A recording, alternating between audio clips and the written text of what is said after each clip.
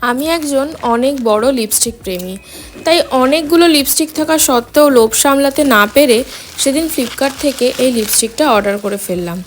এটা হলো Swiss বিউটির HD mat lipstick, যেটা শেড নাম্বার হচ্ছে 22 ব্র্যান্ডি হ্যারিংটন।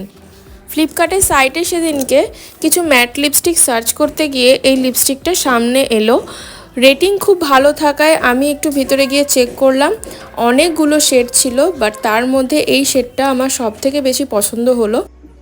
অনলাইন লিপস্টিক কেনার ক্ষেত্রে একটাই প্রবলেম থাকে, সেটা হলো সেই শেডটা আমার স্কিন টোনে স্যুট করবে কি না।